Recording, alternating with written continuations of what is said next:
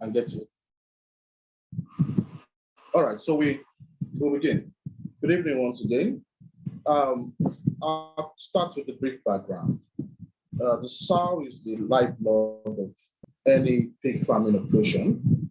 Knowing how to optimize the sow for better productivity is usually the difference between low and high profit margins in pig.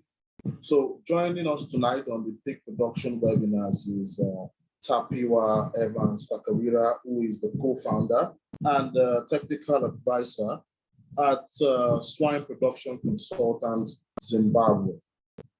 Evans, if you can hear me, you can unmute yourself. Let's get this conversation rolling. You're welcome, Evans. No, thank you so much, my brother. Thank you for... Okay, so thank you for joining us. Quick question. Can you tell us more about your role and your work with Swine Production Consultants, about what you do? Sorry, my network is... Yeah. Okay, let me take the question. Thank you so much.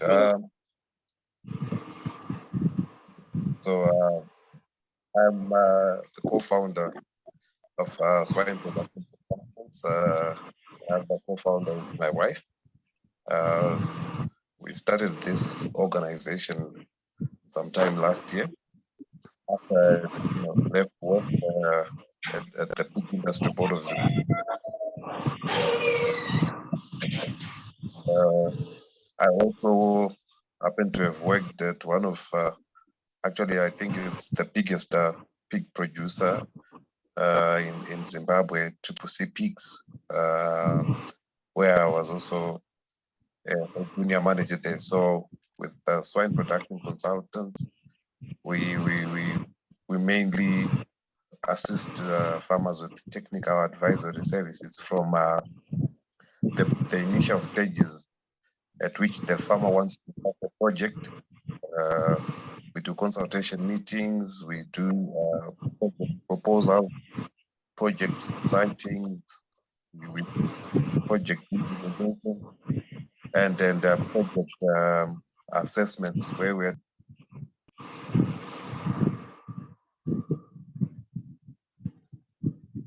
Okay. I think, Evans, if we can be a little bit more audible so we can hear you.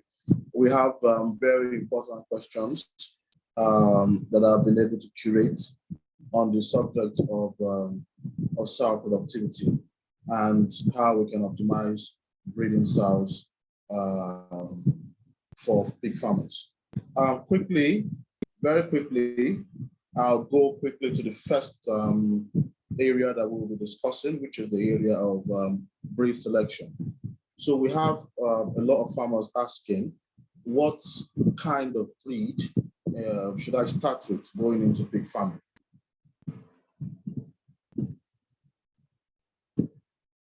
If you can hear me, Evans.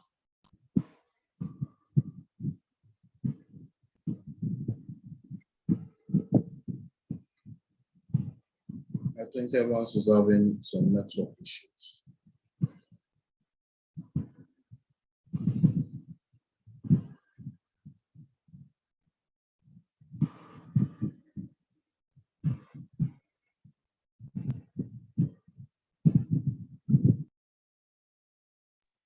Hello, can anyone hear me? Yeah. Okay. Evans, can you hear me?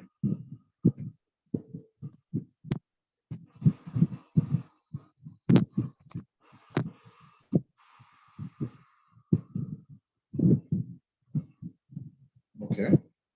Well, while we are waiting for Evans' connection to come up, I'll just quickly give an overview of what we'll be discussing tonight within the next 90 minutes to 120 minutes.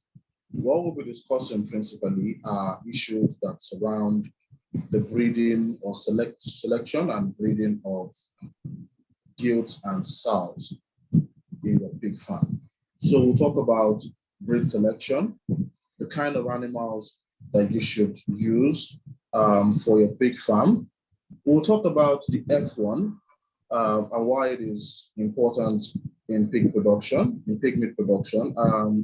In previous webinars, when we brought in experts, we've also addressed this issue, but today we'll go in depth into that. We'll also look at gilt selection, the best age and weight to breed a gilt. I've had a series of questions regarding the parameters to use when you are selecting a gilt for breeding. So a lot of people feel that, okay, we should breed a gilt at 8 months. Others, or there are other school of thoughts that think we should focus rather on the weight of the animal. So we'll try to put this discussion to rest tonight. We'll look at the age of crossing. Why is age of crossing important? We'll also look at other characteristics of quality breeding gilts. After that, we'll quickly look at the methods of breeding. And so we know where we are. There are 3 main methods of breeding pigs. We have pen mating, hand mating, or the use of artificial insemination. We'll discuss that. We'll also compare AI and natural mating process, which is artificial insemination. We will discuss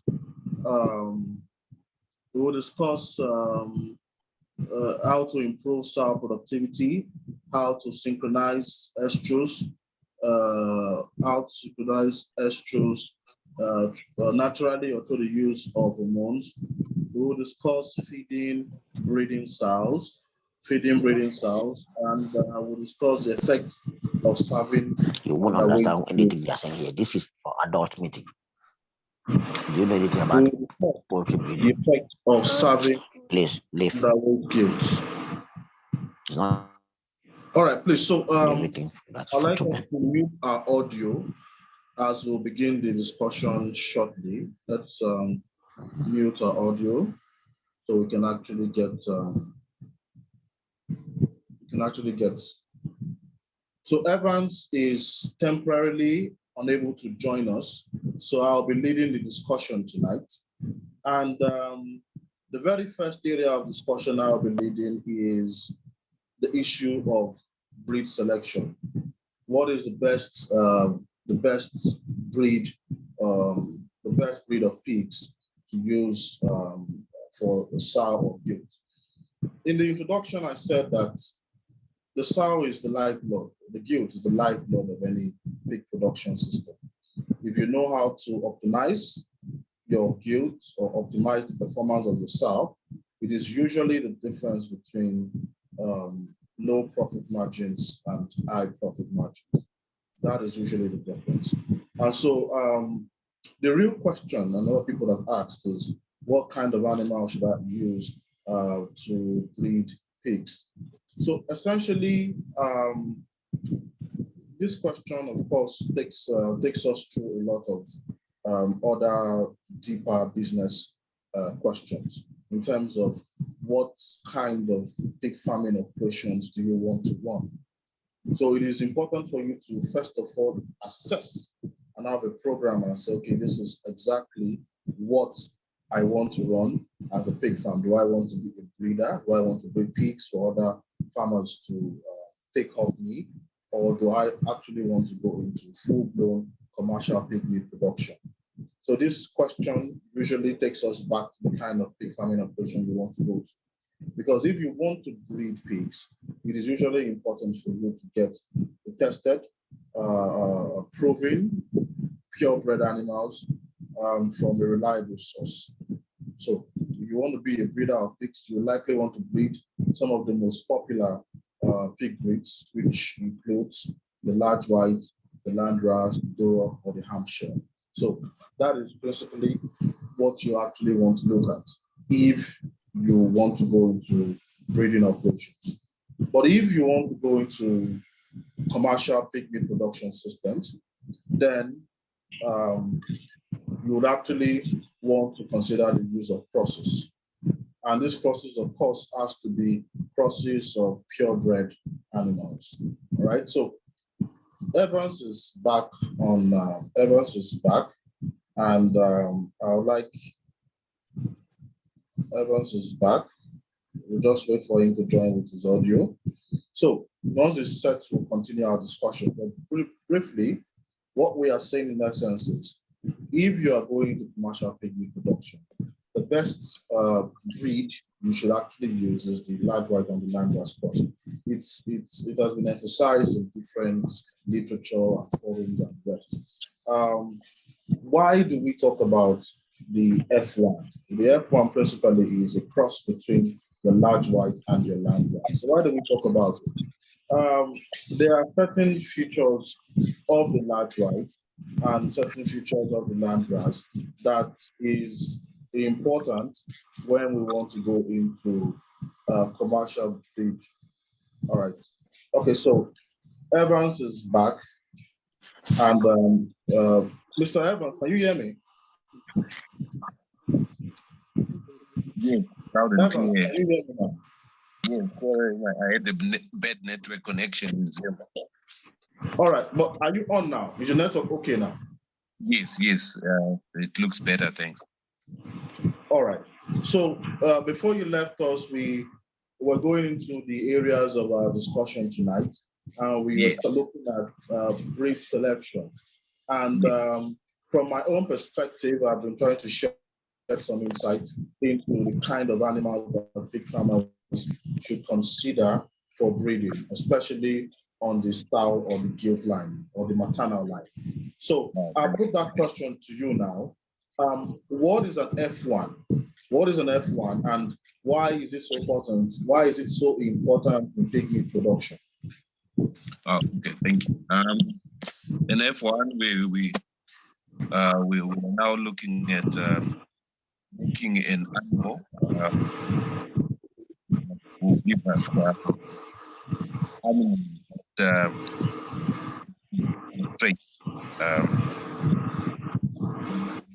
Information. We're now looking at traits that have to do with feed control, that have with carcass quality, the issues of in percentage loss. So for F1s, they come in the form of crossbred.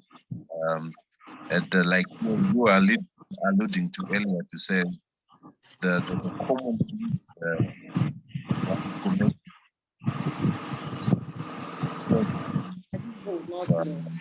the large white and the Landra's. This is the formation line that commercial farms are using for that. I'll tell you for a fact that there's an introduction of a Jurok line into why? Because in terms of the hardness to this, the feed control and the intramuscular fat deposition that comes with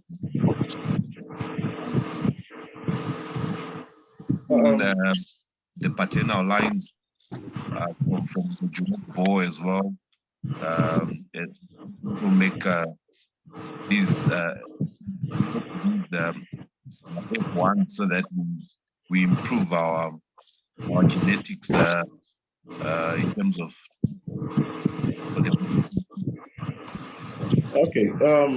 Okay, so we have a bad network connection from your end, Evan. But to be clear, you're saying that the F1 is essentially a cross between the large white and the Landra's. That's the commercially used F1 animal. You look at the T and from topic cross and Landra's. We are now for commercial. Okay, so we have a question on the chat page. Before you go further, someone has asked a question. I think we have phone network. We have a phone network connection. Someone has asked a question regarding the F1, and I'll just have to rephrase what you're trying to say. So we said F1 principally is essentially is a cross between the large white and the land ras. And if you can hear me, John, because you asked the question now, for instance, we have Topics Nursery Company, and they have some genetic products such as the TN70 and so on. These are some of the genetic company products from TN. Now, the TN70, which is a very popular breed, is an F1 essentially, because it is a cross between the large white and the land ras. Now, these large white and land ras have been selected for their maternal qualities. So essentially, when you look at the entire what the sow is bringing into breeding, because you are bringing the sow and the boar together. And since tonight is not about the boar, we'll talk about the sow. What exactly is the sow bringing into the breeding process? She is bringing the maternal instincts of keeping or safeguarding her young ones. She's also bringing in maternal qualities of high little size. Okay, but these are some of the two most important features that you are interested in. So by uniting the large white line and the land ras line, then you're able to get a sow that can at the same time produce a high litter size and at the same time also have the instinct of protecting or preserving our younger ones. And it is important because there are so many farms.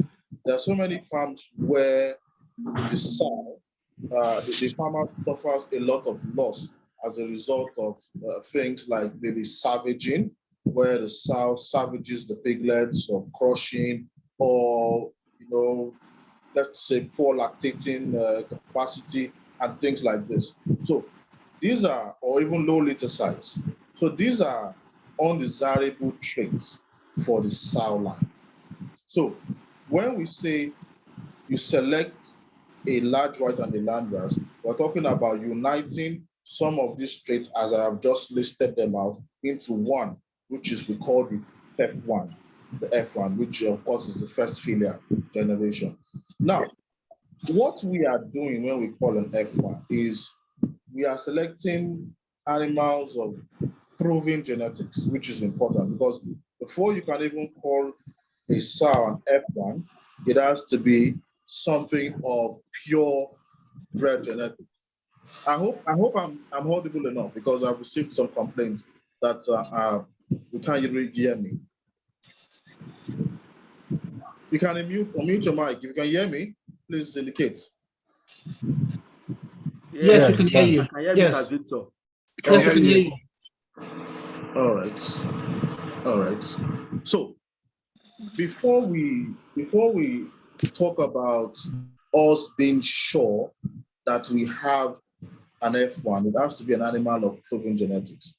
Now, the truth is, or the reality is, I'm going to speak, and I'll bring Tommy, I'll bring Evans into the conversation, but I'm going to speak for the Nigerian market, where we have a lot of animals in the market with unproven genetics. So it's not enough for you to take a large white and a land ras, and you just maybe because of the physical attribute, okay, this is a large white and the land ras, you cross and say I have an F1. Doing that does not mean that you have an F1. In fact, since we are not sure of the genetics. So that is the idea. But essentially, we discover that crosses, especially crosses of large white and land ras, tend to perform well on the maternal side than on the maternal side. And that is the whole idea of pig meat production. So why, and I'm going to draw a distinction between using, for instance, the large white land ras for piglet production in terms of the maternal line and using maybe the other colored breeds as sows. If we are familiar with, let's say, the Duroc, for instance, the Duroc is considered a breed used on the paternal side, used to cross the female, okay? But if you have used the Duroc female before, you will be used to such things as low litter size. And that is one of the characteristics of the Duroc. They really do not produce so much. So if we are into commercial pig production, one of the things that we are looking for is to have high litter size, have a sow that produces maybe 12, maybe 15, and thereabout, and also has the genetic ability to maintain our litter, which is important. So it's just on one side, it is good. It's all good for you to have a high litter size, but you also have a good number of teeth and lactating abilities that can sustain your litter sizes. And then, of course, outside other management issues that we look at. But that is exactly what the F1 brings to the table and why it is important for us to key into the F1. So, like I said, genetic companies produce the F1 from time to time and put it to the markets. It's we have if you're buying from Topic Mosvin, you have such things as a TN7, for instance. If you are buying from Genesis in the UK, you have such F1 things like the KS, which is an F1, essentially cross between the hard white and the land. All right, so I think we should mute our audio so we can actually hear ourselves better. All right, so that is principally what the F1 is about and what it brings to pig meat production. And since Evans, our guest, is here, I would actually, if his network is better, maybe he can add to what I have just said. Oh, thank you so much. Apologies, my network is really bad. But thank you so much for that. I think it goes down to say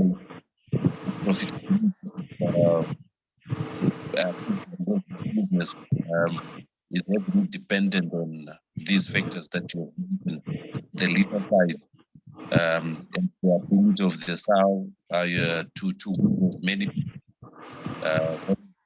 sustain the peak phase, and being also in a position to be weak in a better body condition. It should be management factor in the sow that comes into play, because post weaning we want the sow to cycle as fast as possible. Okay. Unfortunately, we can't really hear you, Evans. I see. Evans. I think you have to try to get the network issue sorted out.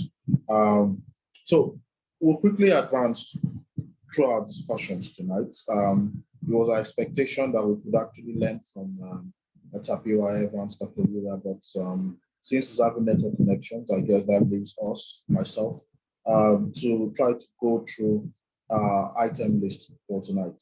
So we've looked at breed selection, and we have the agreement that the F1, the large white and the landgrass cross, is the best animal to use for breeding purposes on the maternal line. If we want to take the conversation forward, then we'll now talk about using the Duroc or any other colored breed, the Pied Train maybe, as a terminal bois for breeding. So those are some of the key things that we need to understand. This is the industry standard. I'll take questions, but let's just quickly go through other areas. Now we have the issue of gilt selection. So having known that you need to use a large white or a landgrass cross as your breeding female, the next question is, at what age should I breed a gilt? As a matter of fact, there is a debate. Should I focus more on the age of the animal, or should I focus more on the weight of the animal? Now, this is something that a lot of persons, and I'll bring in Tony Wandela from Oberhota on this issue.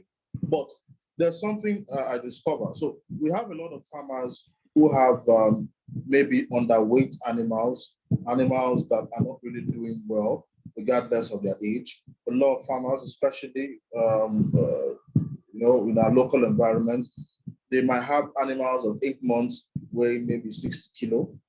They might have animals of maybe 8 months weighing 60 kilo, or animals of 9 months weighing 70 kilo. And based on that, we feel that the animal is old and matured enough for us to use for breeding. The reality is both the age at breeding and the weight at breeding has to be balanced for you to actually ensure that you have a good sow, both in terms of longevity and performance. So because you are looking for, and the breeding sow is not just the breeding animal, the breeding pig is not just an animal that breeds and then you throw out. You actually want to extract the best from her over the lifetime of production. That's what you want to do. So one of the key things you need to consider is the age. Of course, she has to be 7 months and above, perhaps 8 months, 7 to 8 months and above. But most importantly, if she has attained that age, then she also has to be at least 100 to 120 kilo. Now, this is something that a lot of farmers have argued, and especially within the local environment, how sustainable that is for us to have a crop now at 120 kilo.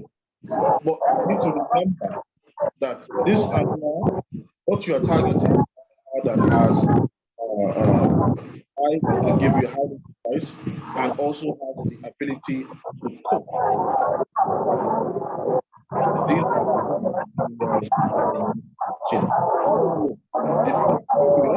the best time for you to serve an animal is usually above 7 months post weaning, and also at an average weight of 100 to 120 kilo.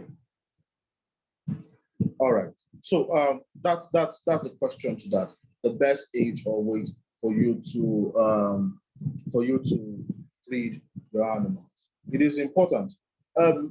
Typically, on a day-to-day basis, I see a lot of farmers breeding gilts at 40, 50 kilo, serving her and all of that. It is not advisable. It is not advisable. Firstly, the lifespan of such an animal would be tampered with. That's on the very first instance. On the second instance, our productivity would also be impaired. So it is important to breed a very matured animal in terms of weight and age. And I'll give you an example.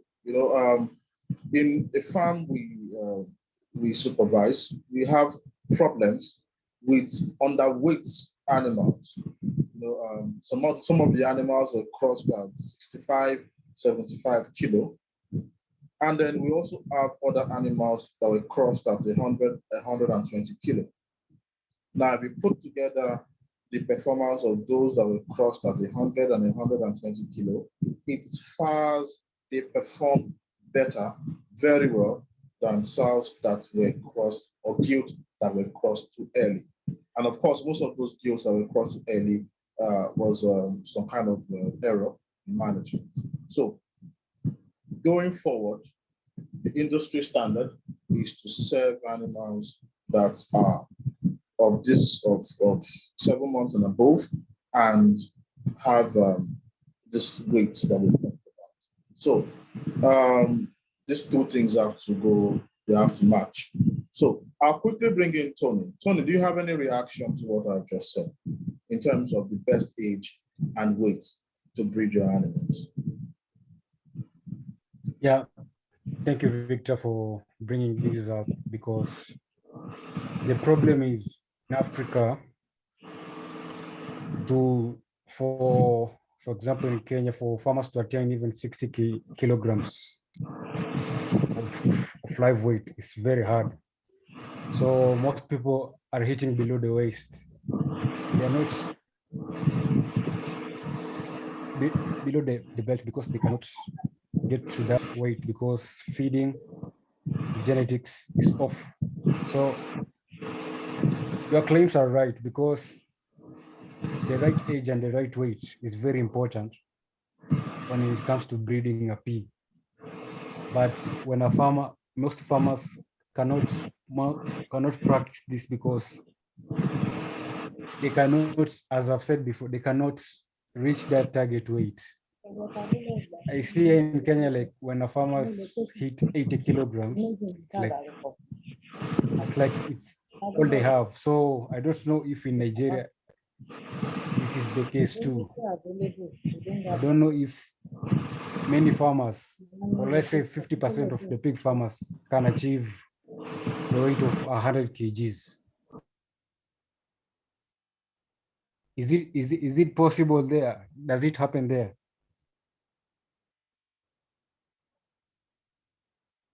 Okay, okay, Tony. Thank you.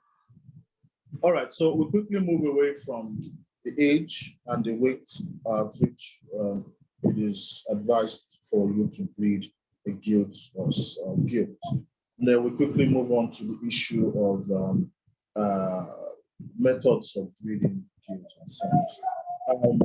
Normally, we have three methods. We have pen mating, we have hand mating, and we have the use of artificial insemination. Pen mating basically, the sows, the gilts or sows and the bars exist in the same hall. All right, I'll take your question. I have someone who's raising their hand, but I'll quickly conclude here and then take your question. Just hold on a moment. So with pen mating, you have the bois existing in the same pen with other animals, and then breeding takes place randomly, depending on which animal is on heat. That's what pen mating essentially is. With hand mating, you have the attendant or supervisor that detects estrus and then takes the gilt or the sow through the bois, monitors that mating has occurred, and then returns the sow or gilt back to our cell or our gestating crate.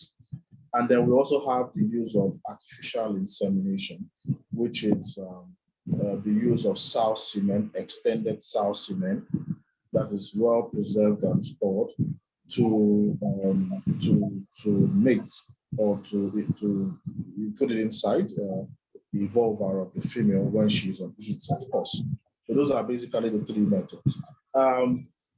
Each of these methods has its own characteristics, pros and cons. But pen mating is usually not advised. I mean, if you keep the bois with other females, yes, the bois' presence in a cell of gilt or sows might induce, or definitely will induce them to come on estrus quickly. But the problem with pen mating, of course, is number one, you may have problems with recording the actual date when the mating event took place. That's one of the disadvantages of doing pen mating. And then you may also have problems with assisting the bois, because of course there are times when the bois needs to be assisted when he's mounting the female to ensure that the mating activity actually did take place. So these are two critical issues that one needs to look at when we're talking about pen mating. So you cannot guarantee that. So the hand mating process, of course, is the attendant or supervisor detects that the animal is on heat and then takes the animal to the bois, takes the gilt or sow to the bois, and then waits there, watches the bois as he mounts the female, ensures that the phallus is properly inserted, ensures that the process is concluded, probably twice or three times, then returns the female back. And then returns the female back to her pen. That's basically what pen mating means. And of course, it is one of the most commonly practiced systems because it is okay. It is okay to practice. you are able to record the exact day when mating took place. You're able to make sure that that sow or goat is crossed or mounted at least 2 to 3 times within a 12-hour period. Okay, so and you also ensure that she's at the peak period of estrus where she's docile to the bois. So that is what hand mating is all about. Then lastly, artificial insemination. Artificial insemination, mostly practiced in developed countries with advanced swine production systems, involves the use of boar semen. AI is an important process, but a lot of farmers make a fundamental error in understanding what AI is all about. So, for instance, and I'll just bring it down to some discussions we've always been having. If we want to use AI, for instance, in a local environment in Nigeria, the essence of doing that is you have a lot of questions. The first question mark is, how are we sure of the pedigree and genetics of the bois semen that is being used for insemination? That's the very first question you need to ask yourself. Number two, how are we sure that this semen is collected properly and extended properly? Because there's one thing to collect the semen, then you now make use of what we call an extender to extend the semen and all of that. So how are we sure that that process is seamless? Because a lot of people actually have instances of failed insemination. Number three, the third consideration again is, how are we sure that this semen is transported under ideal conditions? Because I see a lot of entrepreneurs, when we want to use AI, they put ice, they put some of the other one I saw, they even use clothes to wrap the semen and all of that. That is not artificial insemination. You use the semen is stored under certain temperature. So you have to make use of specific semen cooling box, not cooler that we use to preserve food and all of that. So before you put your money into getting someone to come and inseminate in your farm, you need to be able to answer these 3 questions or get guarantee on these 3 questions. If such guarantee does not exist, the best solution is to purchase that bois, or get a bois of good pedigree and genetics and use that bois in your farm using the hand mating system. Okay, so I've had green site and up. I'll take your question now. You can unmute yourself and ask the question. There's someone, okay. Hello there, you're right. Hello, go ahead.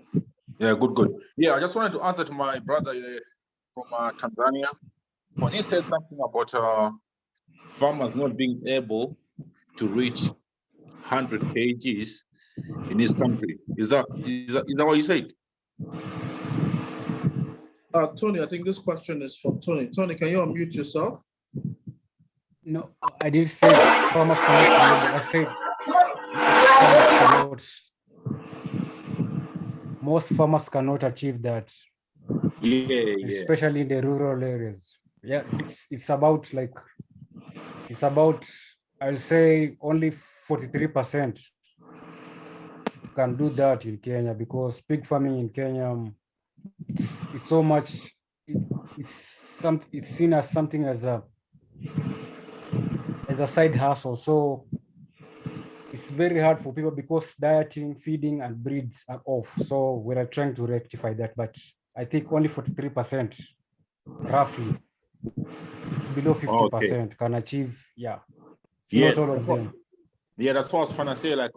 It's very possible to reach those kind of weights, because pig farming, I don't think it's something that you can come in as a hobby. When you get into pig farming, it's a full-blown business, and you have to have business plans. You have to plan in advance especially when it comes to feed, because when it comes to feed, it's like 80% of your money is going to feed. So if you come in and then you want to feed your pigs food from the restaurants, all those scraps, and you only want to use like maize bran without actually putting the actual maize, the whole maize, you're not going to achieve the weight. And apart from that, you also, there's so many things like water. You need clean water. It needs a lot of work. There needs to be someone who's there 24, like all the time, changing the water, cleaning, taking out the the feces and everything else for you to achieve that kind of weight. So if you're not putting that kind of practice into your business, it's very hard. And then also when it comes to like reaching those kind of 100 kg weights, it goes back now to your birth weight, your birth weight of your piglets. If your piglets are now being born when they're too small, it means they're gonna have a bad start of life. So it means your sow management, when it's pregnant, you need to manage your sow properly, so that you have good piglets when they're born with good weight. So from the good weight, it means they can start converting the weights properly. You can have good winning weights of above 7 kgs in 4 weeks. So there's a lot that needs to be done.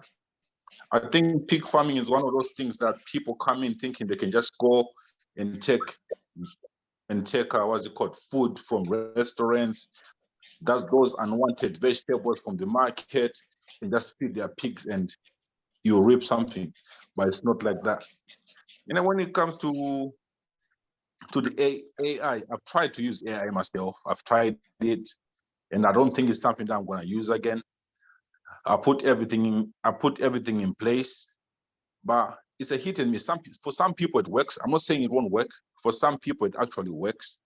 But if you've got like, let's say you've got like 6-7 gills or so, or it's better to have your own boar.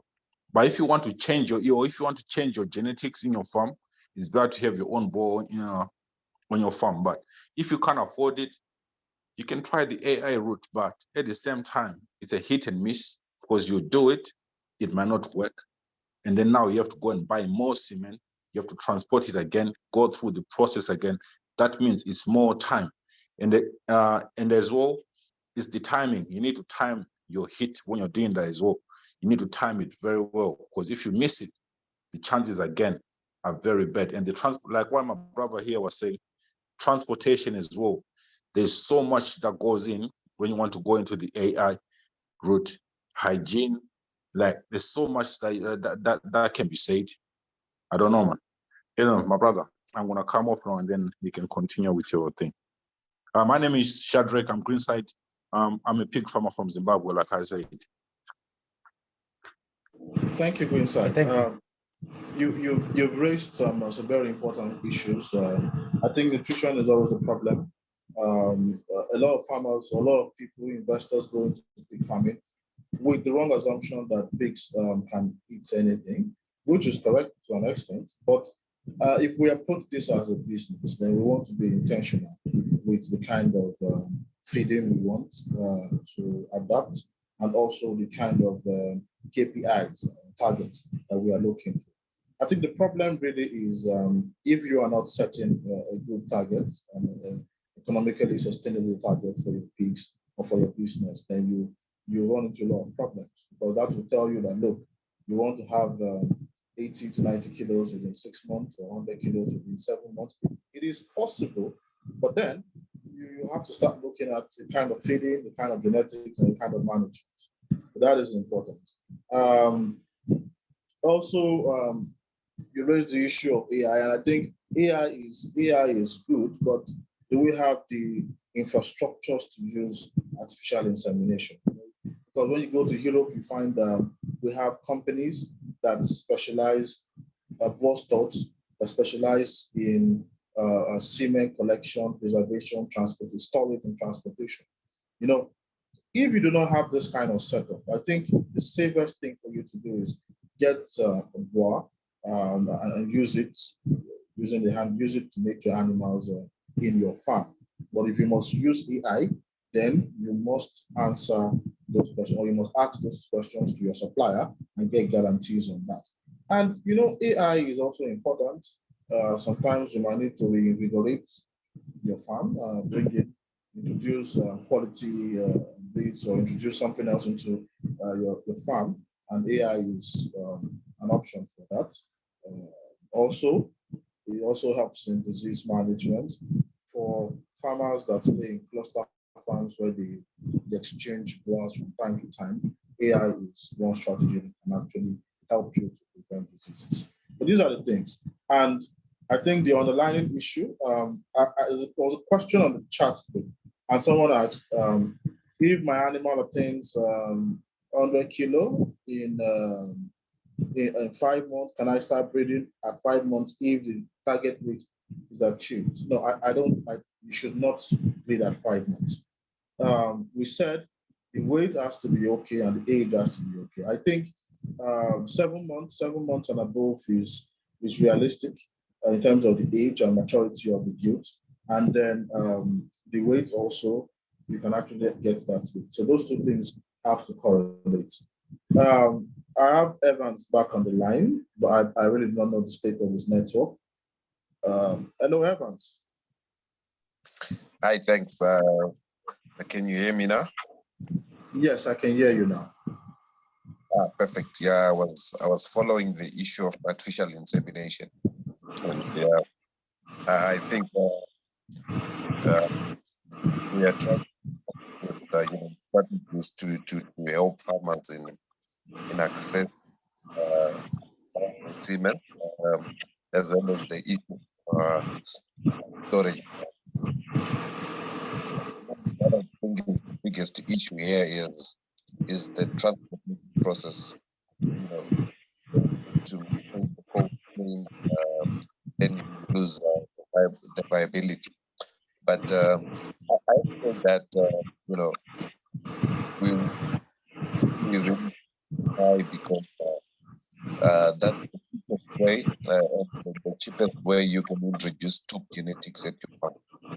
But when you're able to buy a bond, you're increasing your sow, and it becomes quite an issue. So I take it as a challenge, because one of my brothers raised it and is from Zim. So really, it's now the onus on us to try and come up with strategies that we help our farmers access top genetics through AI, and ensuring that the farrowing rates are also above 94. So yeah, it's something that is worth trying, because it saves on the money, the risk of the balls, and when you're increasing the sow head, you might miss your service targets if you say you are running 100 sow unit. So it's really something that is worth trying. And from our end, we're really working hard to figure out how best we can have farmers accessing the semen and transporting it in a viable state. So yeah, thank you.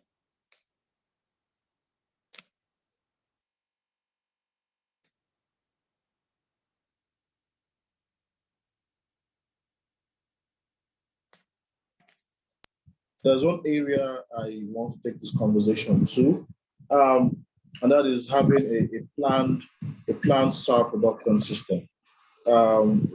Typically, we have a batch fallow system, and then we have other production systems that is not really batched or planned.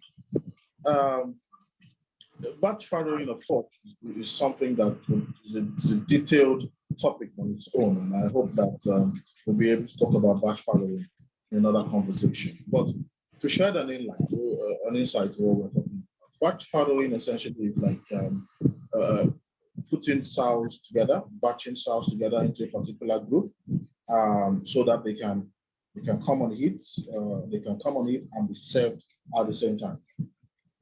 I think batch farrowing is a good way. Is a good way to go for ensuring that you have a target in what you are producing, because the economics of pig farming sometimes can be very difficult for a lot of farmers. We have farmers that incur certain costs of production, maybe in a month, and they are not able to sell to balance their books in a month. So you have farmers that sell maybe twice a year, and every month you're paying bills, you're paying salaries, you're paying electricity, water bill, and feeding costs and all of that. This can take its toll on the business. I think if farmers can put their sows together, if you have maybe a 25 sow farm, you can put your sows together in a certain number so that every month you add piglets come in, and every month a certain number of animals go out for slaughter. Now, what this system will do, of course, is to help you manage the cash flow. Because if you know, for instance, that you're spending maybe $100 on managing and maintaining the farm in a month, that means, of course, you need to sell around $150 so that you can take care of that cost and also have retained profits at the end of the month. This is something that needs to be looked at because we cannot breed sows for prosperity and then we just do maybe you have 2 piglets, 2 sows that farrow this month. Next month you have 10. The other month you have nothing. You have 0. After 2 months you now have 1 again that farrows. We need to be very intentional about how we are breeding the sows. I think that's one of the most important area. I want to bring in a green side into this conversation on the issues of grouping sows into groups and meeting them at the same time and trying to regulate the system. So every month you have animals going out and animals coming in. The green side, you unmute yourself and from your own end, your experience as a pig farmer in Zimbabwe, have you been able to achieve this?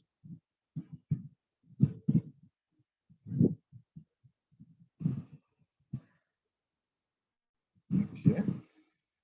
If it's not on, Tony. Hello, can you hear me now? Yeah. Yeah. At Okay. the moment, I've got 9 guilds that I want to add to my sow unit.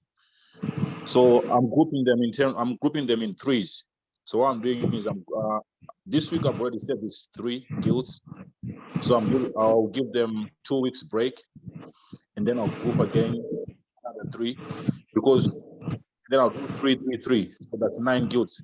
So this way, it means when it comes to farrowing time, I'm gonna farrow it once. So it makes it easier for me to look after my piglet at one time, and then to go to the market as well, because I'm targeting to be taking 10. I'm targeting to be taking 10 pockets to the market at one go. Because as you know, when the pigs are growing now, when the pigs are growing, they don't all grow at the same time. Some grow fast.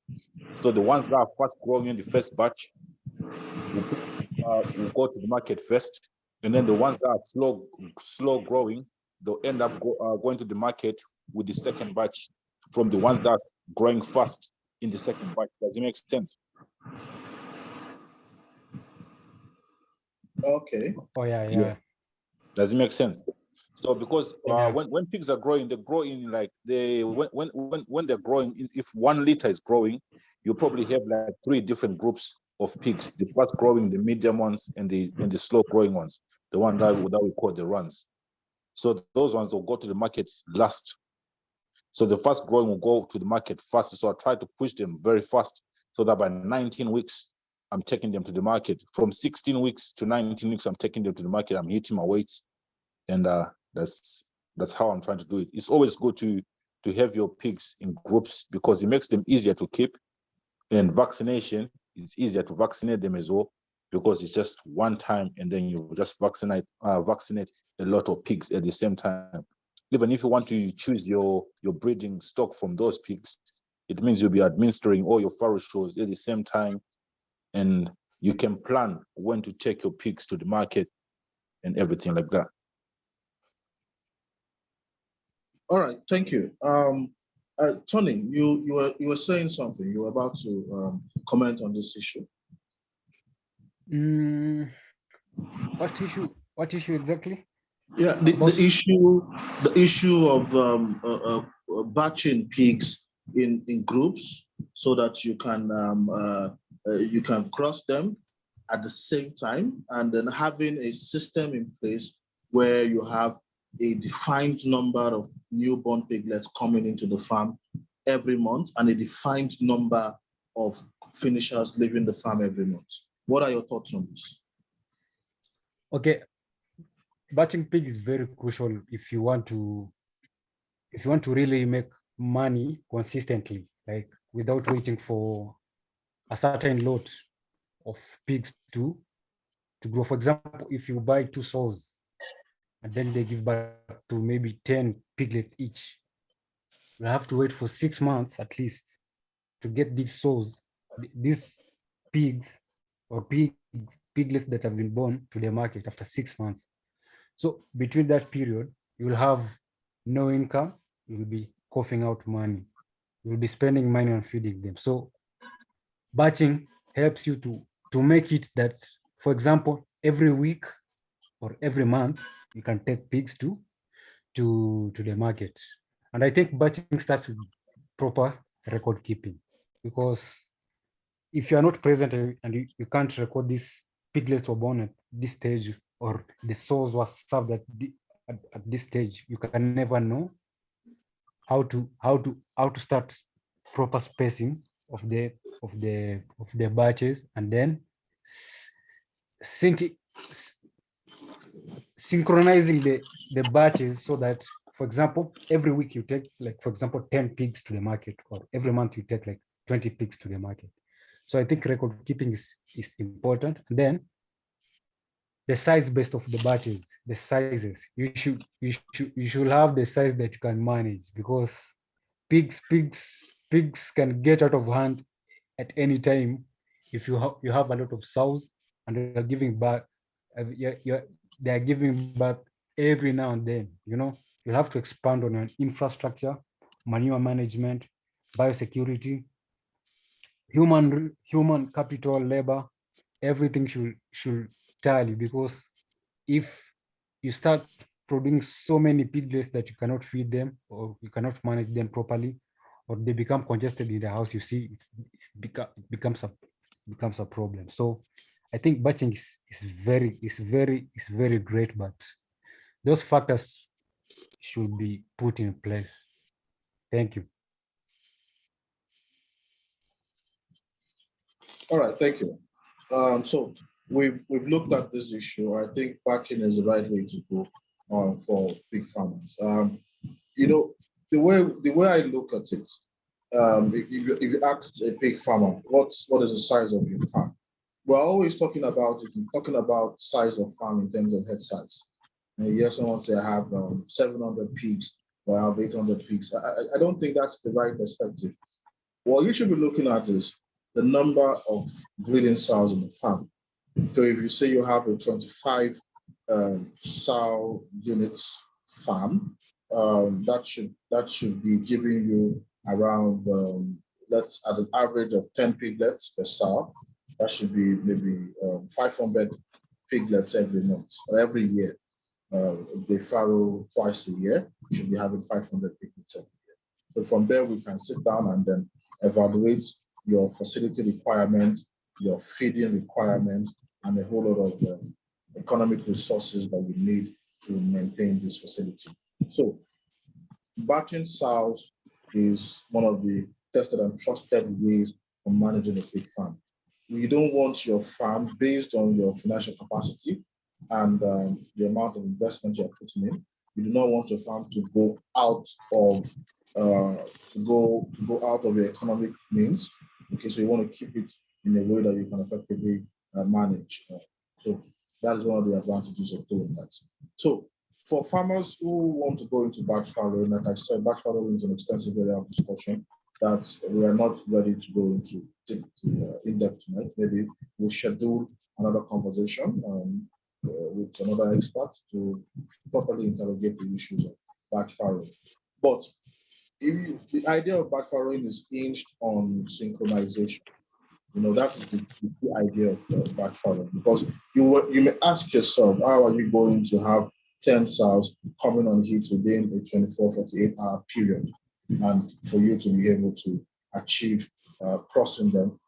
There are a number of ways. There are natural methods, keeping the guilds together, right from when they were weaned, keeping them together, and then you serve them at the same time. It happens, but it's not really 100%.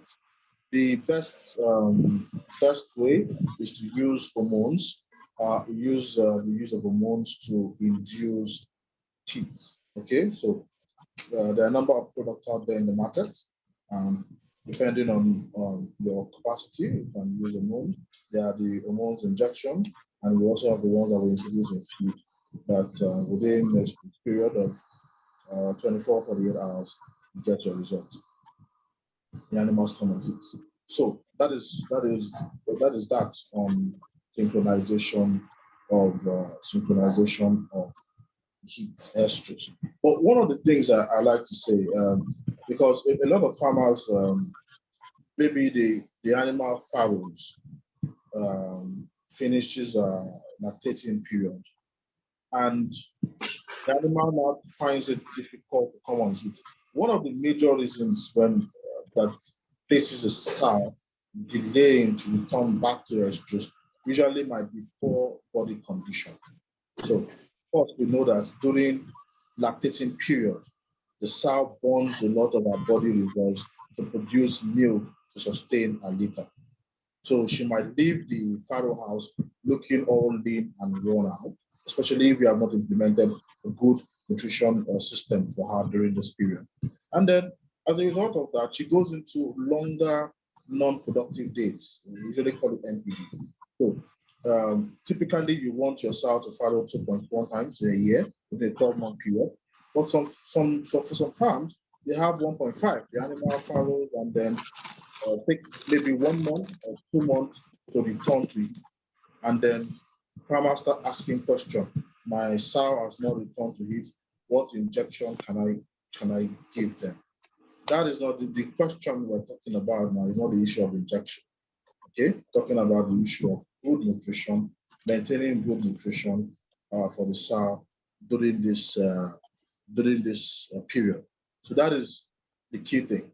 So we've talked about field breeding. The most important discussion now will focus on feeding breeding sows.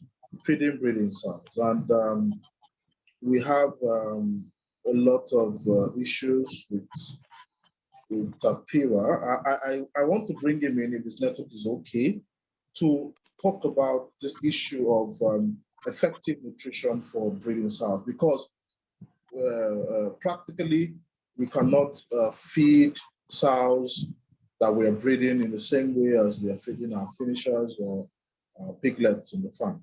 So Evans, can you comment on the issue of breeding, feeding breeding sows? You can unmute yourself. If you have any question, please just drop it on the chat forum. We'll take questions at the end of the session. Can you hear me? Yes, I can hear you. Yeah. Thanks.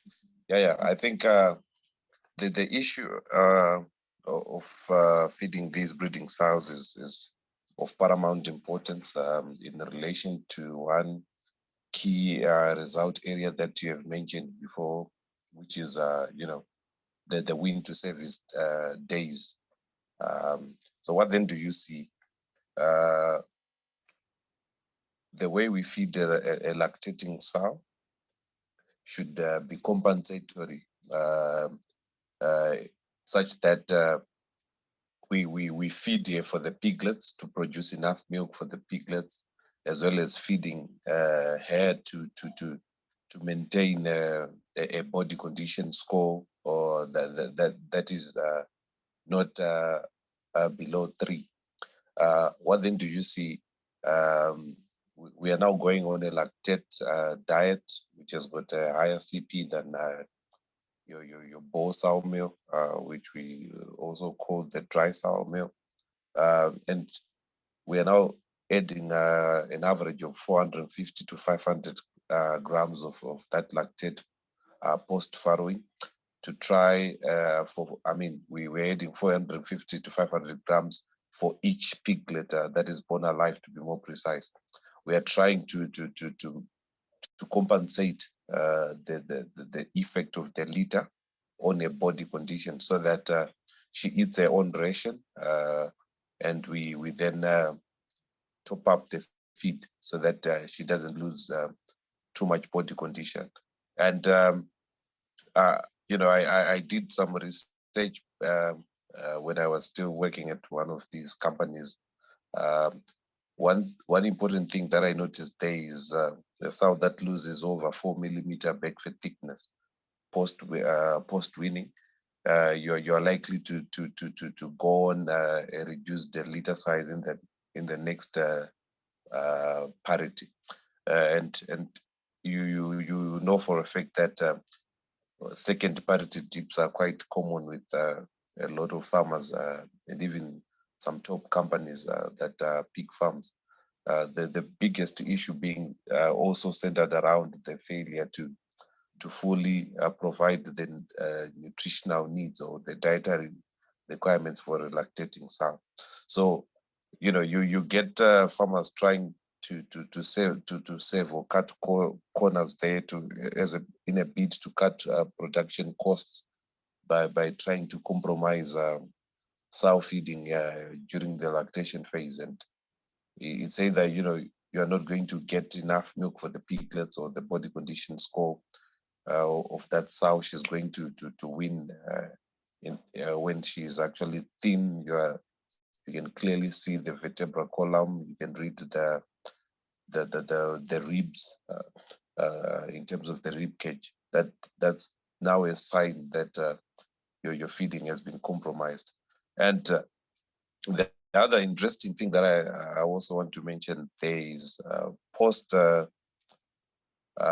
weaning. I advise farmers to do a body condition score. The good thing is that the chart is on the internet, because in most cases, as consultants, we mainly raise alarms over thin animals. But it is also important to note that if an animal is overfed during the gestation phase and she gets too fat, you can get yourself in danger of farrowing problems, those dystocias, as well as litter size issues, where you can have reduced litter sizes.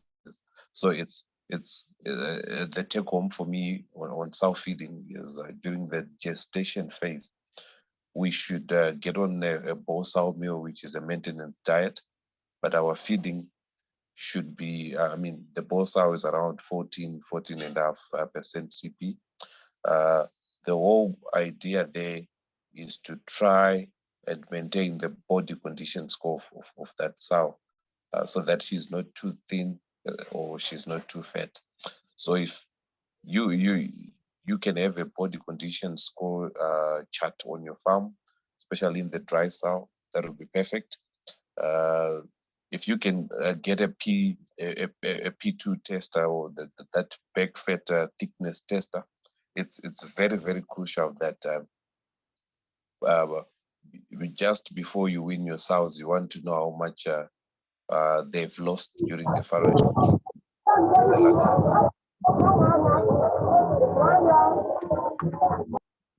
One guy, yeah. So it is critical that you know how much she has lost during the lactation phase in terms of back fat thickness. This then becomes the factor that you use to feed the sow, because at the end of the day, you realize that we are going to feed these sows differently post-weaning, depending on their various body condition scores. So if you have a P2 or back fat thickness tester, or you do your body condition score just before weaning, pre-weaning, as well as post-weaning, so that you clearly monitor the sows during the gestation phase to give you a clear indication of whether you should reduce or top up feed.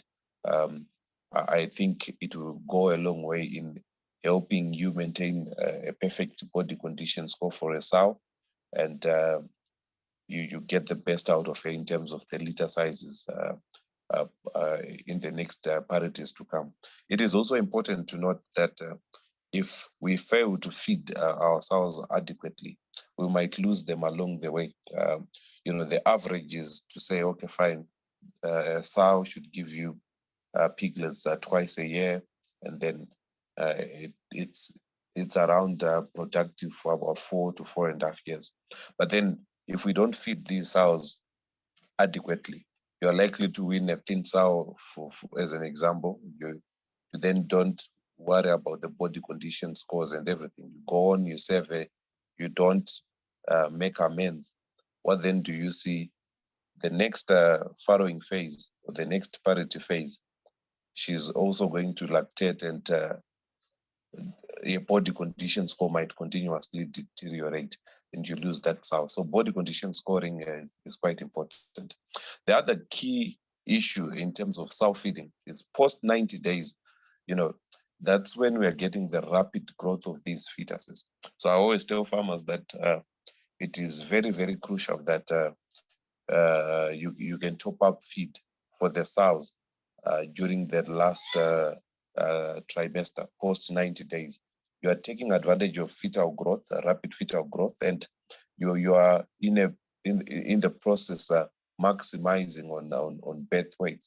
Because I always tell farmers that for your commercial pigs, it's very, very important that their birth weights are above 1.5, and I'm happy to say that we with a number of farmers, we are achieving 2 kgs as the average birth weight with that strategy of topping up feed post 90 days towards farrowing.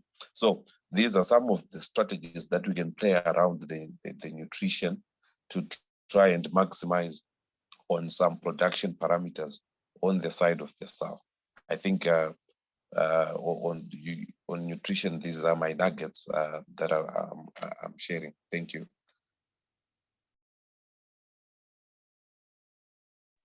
That's really profound. If you have been listening to what Mr. Evans has said in the past few minutes, you really understand why feeding breeding sows is not as straightforward as we may have been implementing in our farms. It's not really a straightforward process. There is a whole lot of nitty-gritties involved, and there's a whole lot of nuggets, principles that you need to follow to be able to do that. And of course, we know that the quality of nutrition implemented during gestating phase also has a bearing on the birth weight of the piglet. And for we talk about achieving good weights for market, everything starts with the birth weight of the piglet. That's there's always it's a foundational issue. You cannot neglect that. So you have to feed your animals properly, but not just feeding your animals properly. You have to look at the principles laid down and then follow them. Just so we know, this session is being recorded. So if you didn't listen, get everything you said, it will be you can actually get access to it. I've posted on the chat forum where you can get access to the recorded session. We're coming to the close where you can now ask your questions. I actually want you to put the questions together and ask them. We'll see how we can provide some quick answers to that. This is a very important issue. So I said previously that there is always a target weight for taking your animal and serving her. There's a target weight. An average weight of 100 to 130 kilos is a bicycle. And I said, of course, that there are many farmers who err on this part. I have seen farmers cross 40 kilo guilt, 50 kilo guilt, 35 kilo guilt. We have seen some of these aberrations. But do we really know the effects of serving underweight guilt? So I'm going to bring Evans in on this question. Serving underweight girls. After the fact that we feel that she's going to farrow, do we have any long or short-term effects to serving girls that are not up to the weight recommended? I'll leave that to you, Evans. Thank you so much. You know, from experience, you know, I was told around one farmer, the guilt, they had, you know, we done the issues of topping up the feed and everything else. So what then do you see? We're now getting bigger piglets. This farmer calls me, hey, my guilt is failing to push even a single one. I'm just seeing some nose, but I can't, it seems they can't, you know, pass through the cervix to rush the end. It was a disaster. So what then do you see? You have done everything right to get some nice piglets in terms of weight, but because your animal is not reproductively mature enough, you are going to get a dystocia case from the start. And most farmers lose guilt in the process because they will just fail to push those big piglets out, and you are losing out that animal instantly. The next thing that you see is if you're doing natural service and you're saving these small animals with those big balls, you can get some, you know, chronic leg or feet problems with your gilts, and that will give you challenges right from the onset post-service. The most crucial issue as well with saving underweight guilt for me, and the most hating, is to say that animal will not reach its maximum production capacity, be it on litter sizes, be it on longevity. So what it means is it becomes a cost for a farmer because as this guilt is being burdened by the lactation, first lactation, second lactation, you might see that animal progressively deteriorating, and it dies way before sixth parity. So what then happens to the farmer? It becomes a cost to replace that animal way before it has given you as much in terms of production. And you know, instead of culling sows for sausages, yours is being naturally cowed right into the pit. So we want to make sure that we get these animals to the right weights and save them at the right age. And as a result, we can see through those animals right up to their last phase of farrowing. So you are getting compromised litter sizes. 1, 2, maintaining that animal from experience. Farmers will never recover from saving in an underweight animal. That animal will give you problems in terms of maintenance. You can top up as much lactate as you want, but because it's small, it will not feed as much. You get some clients coming to say, okay, my animal is not feeding as I'm trying to compensate the feed, but this animal is not feeding enough. It's small, and at the end of the day, it will not feed as much. What then do you see? The milk production becomes an issue. You get even pre-weaning mortality concerns as a result of having those small animals farrowing early. Some might even fail to just cater for the litter size that they would have given the farmer. And if there is no immediate foster sow, then farmers, without proper advice, they can end up losing piglets. So the issue of saving underweights is a bit of a concern for me, especially for startup farmers who are into buying, serviced animals. So you're getting to the next farmer and you are really ecstatic to start the project. But what then happens? You don't pay that particular attention to say, okay, fine, the kind of animal that I'm buying, what is the weight? You are just ecstatic by the fact that you're getting a serviced animal and you pay a premium price. But you're paying a premium price for an 80 kg animal that is pregnant. So what then happens? Progressively, you get litter size issues, farmers complaining. You get farmers complaining of having to buy another replacement animal less than 3 years into production because that animal has failed to take through the course because of the burden of the piglets, which for me is really, really an issue that we might probably just need a session for that, because farmers are starting the wrong way with those animals. You're going right to buy a breeding stock that is 50 kgs and you're coming and you're being told, you can go right away and serve. You're getting a pregnant animal that is 70, 80 kgs, way below the target. So for me, it's really a bit of a concern with our startup farmers, especially from my end in Zimbabwe. This is the common case that we're getting. And, you are always scared when these animals are now farrowing because you're always called up midnight for dystocia cases. So really, I really urge the farmers to really take note of this.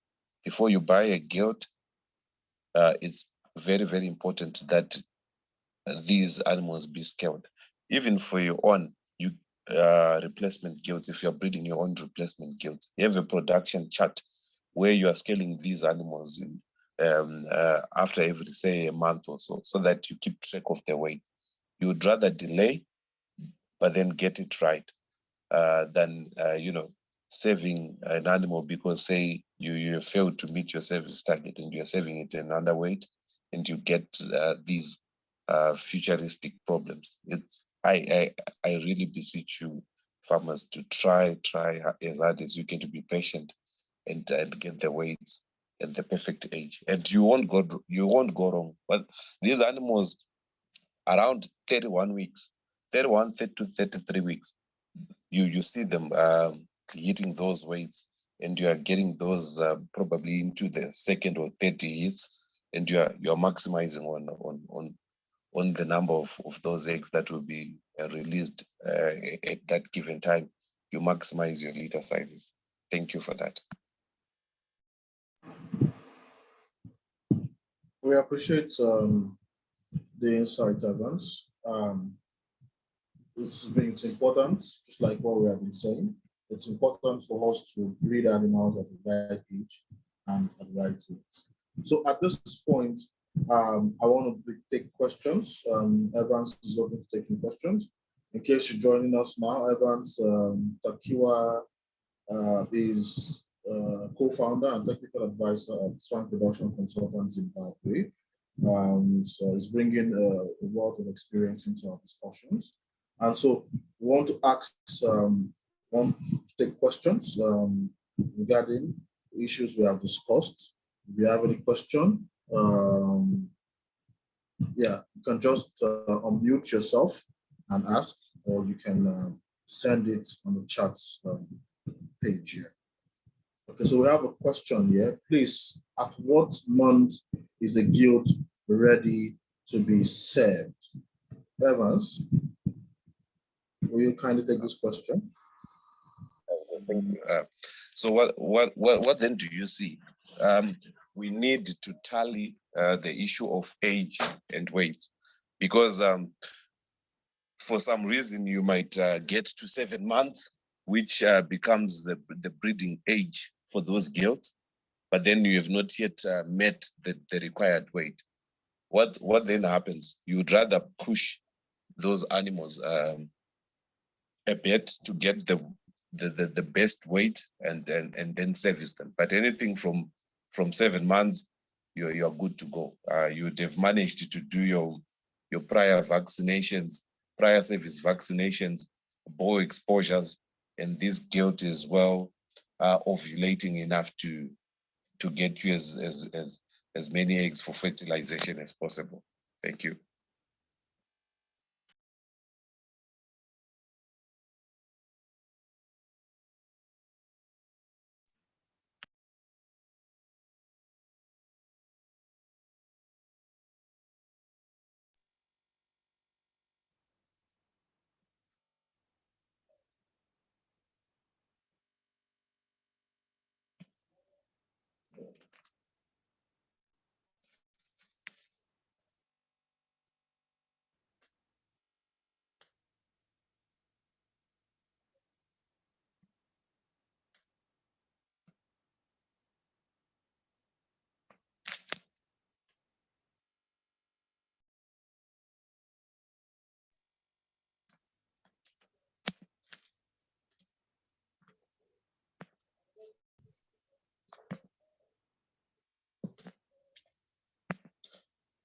Sorry, I've lost audio.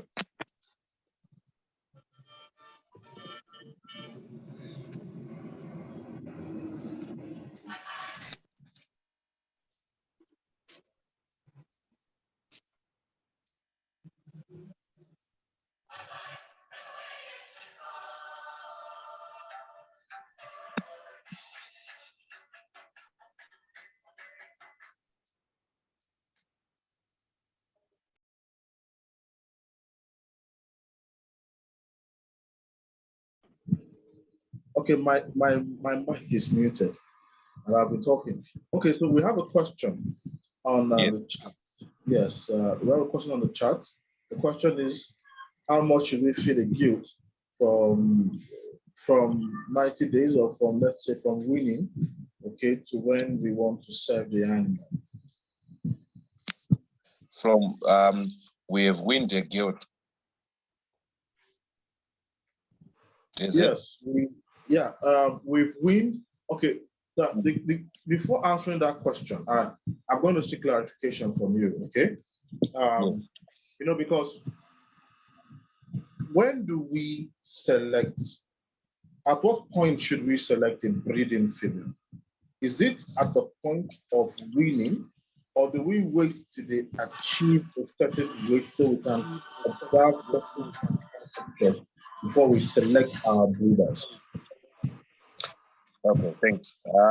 I'll tell you, if it's me, the selection process starts at winning, where I'm looking at the birth weights, the winning weights. You can even start counting the teats there.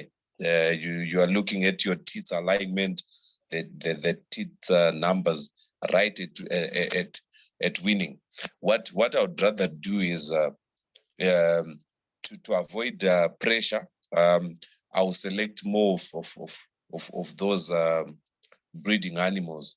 You're looking for deformities, body conformation, right at winning. And what then happens, I'll slowly, remove the other ones at each phase, say at post-winning at 10 weeks, at 14 weeks, at 20 weeks. I will be just, getting rid of some animals that might not be meeting the set criteria. Because what I will be doing is I'll just have a guilt growth curve or a growth chart, which I'll just use to see the gilts that will be on target, those that will be failing to get on target. And in the process, I'll be narrowing down to the actual guilds that I want to use for service. So the process for me starts at winning, and it progressively goes along the way as you are monitoring those guilds.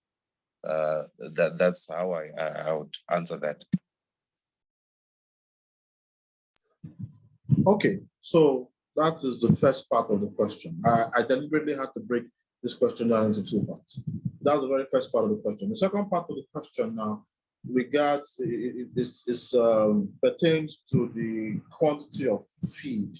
Although this might be a little bit difficult because we don't know what you're feeding the animals with, you know, because I think poor quality feed usually leads to high quantity that should be given to the animal. So that's just basic sense we are taught here. But Evans, just try to respond to this question. How much of feed is required from when the animal is being weaned off to when the animal is being served at the average weight of 100 to 120 kilos? Okay, thanks. If I got you well, you're saying from the point of winning, or we are winning and selecting those girls, and we are now looking at it at the point of service. That's it. Yes, the point of winning to service. Perfect. So when you're looking at it like that, off-head, I would lie. I would just need a few minutes to do my calculations. Why? Because post-winning, I would want to push that animal to an average of post-winning 800 grams during the first few days. I push it to 1 kg. I push it again to 1.5 and possibly 1.7 to the point of 8 weeks. From there, I want to try to push it to take around 2 kgs. Why? Why am I pushing it? Because this breeding pig should grow faster than my commercial pigs, the way I want to describe it, so that I get as much gain as possible, before she grows older. Why? Because you see that at winner phase and early grower phase, your feed conversion ratios are better off than when they are post 20 weeks. When these animals are post 22 weeks, you're likely to be gaining an average of about 800 grams per pig per day, even if you're pushing it at 3 kgs per day. To be more precise, I could answer that later after I've just done a few calculations. But what I would like to stress here is to say the way I feed a breeding animal is way too different. It's not conservative. The conservative approach, I would rather do it with the commercial pig, but with the breeding animal, it's an investment that I'm pushing, and I would want to save as at a better weight, 130, 140, even 145. I would be happy to push it to that.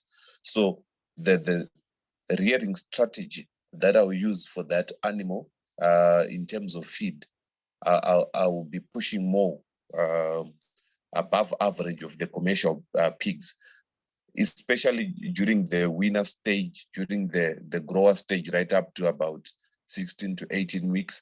I want to push as much as I can in terms of weights before I lose out on the feed conversions, which is post 22 weeks.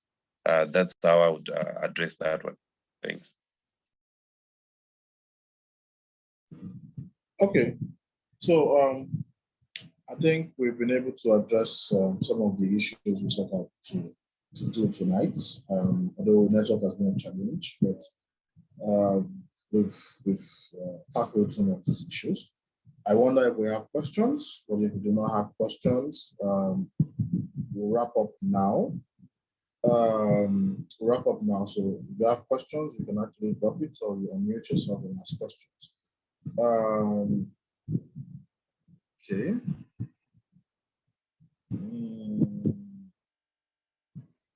All right. So someone said poor feed formulation lead to much quantity of feed, but good feed formulation requires less feed quantity. Can we get to know the good formulation so we can adopt various forms? Okay. So although this forum is not targeted at feed formulation, we have an upcoming Zoom session where we'll go into the nitty-gritty of feed formulation. But my earlier statement should not be construed to mean that you can feed less with quality feed. Not exactly that. Every animal at every stage of their development has a specific feed requirements, both in terms of quality and quantity. And also depending on the kind of feeding system you are adopting, maybe you're adopting active feeding or rationed feeding. But essentially, every animal has certain quantity of feed that should be given to them every day, okay, or within a 24-hour period. So the reality is, if you are feeding quality feed, then most of the research works on the internet, where you see some people, some research work come up with maybe 1.5 kilo for so and so body weight and so on.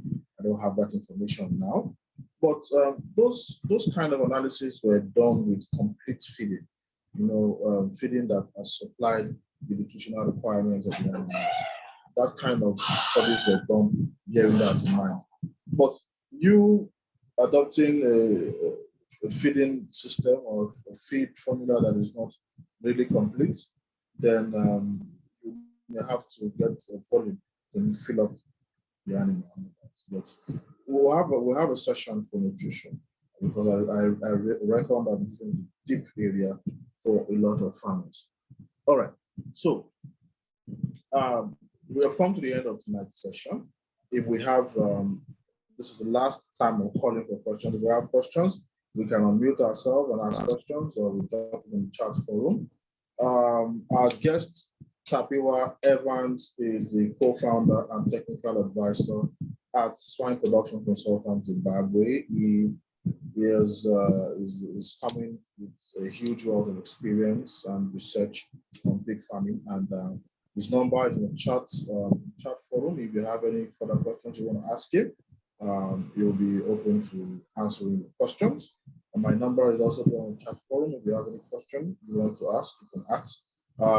If you want to also inquire about our upcoming Zoom webinars and the pig production webinars, you can also inquire. This session has been recorded, so you also have the opportunity to listen all over again and listen to some of the areas that you are a little bit confused about. So, in concluding this session, I'd like to take closing remarks from Evans, closing remarks concerning how breeding sows for prosperity is the theme of our discussion this month. So, some closing remarks from you, Evans. Thank you so much. Really, I have to apologize for the bad network. I think I missed the greater part of the session. But my final remarks is to say that the contribution of the sow to the profitability of piggery as a business is immense, and as such, we need to pay critical attention to sow management, replacement guilt management.